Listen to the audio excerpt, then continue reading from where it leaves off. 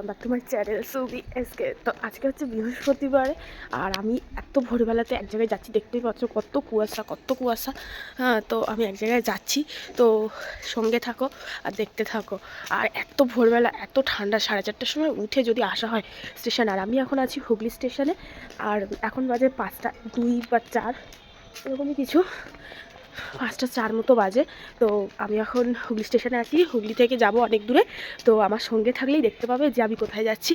আর আমি এটা ফার্স্টবার যাচ্ছি, সেটা তোমাদেরকে বলে রাখি। তো চলো কেমন কি ঘুরি দেখা যাক। সো যাই হোক, 5টা এখন 4 বাজে, আর আমি এখন স্টেশনে ট্রেনের জন্য অপেক্ষা করছি।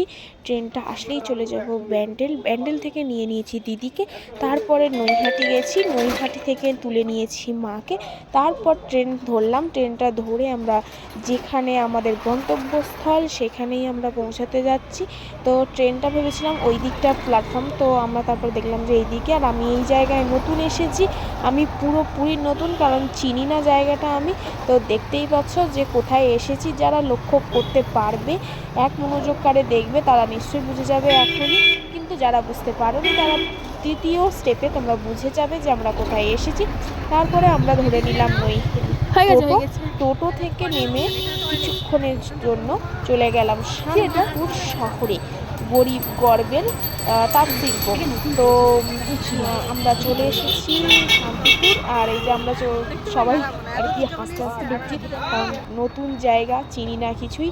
দিদি চেনে, সেই জন্য দিদির সাথেই এসেছি। আর এখানে প্রচণ্ড শাড়ির কালেকশান আছে, 1তলা 2তলা 3তলা 4তলা। কিন্তু 4তলাতে রয়েছে শাড়ি নয়, আদার্স জিনিসপত্র, কিন্তু 2তলা 3তলা 3তলা পর্যন্ত শাড়ির কালেকশান অ্যাভেলেবেল। প্রচণ্ড পরিমাণে শাড়ি টাড়ি মানে যে রং চাও, যে ডিজাইন চাও, তুমি সব কিছু পেয়ে যাবে।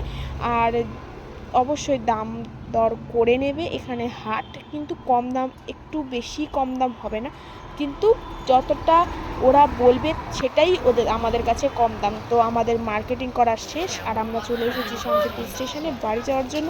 দেখতেই পাচ্ছ কত কিছু জিনিস নিয়ে আছি। আর ওদিকে মা খাবার দাবার কিনে আমরা ট্রেন আসলো, ট্রেনে উঠে গেলাম। উঠে দেখতে পাচ্ছি এতগুলো জিনিস কিনেছি, শাড়ি, ব্লাউজ, অনেক কিছু জিনিস কিনেছি, যেগুলো আমি পরে বিয়ে বাড়িতে আছে সেই জন্য পরবো। তো আমি তারপরে মাকে ছেড়ে দিয়ে আমরা বাড়ির দিকে রওনা দিচ্ছি। আর আজকের ভিডিও এই পর্যন্তই করলাম, ছোট একটা ভিডিও। তো লাইক, শেয়ার, কমেন্ট আর সাবস্ক্রাইব অবশ্যই করে রেখো নেক্সট ভিডিও পাওয়ার জন্য।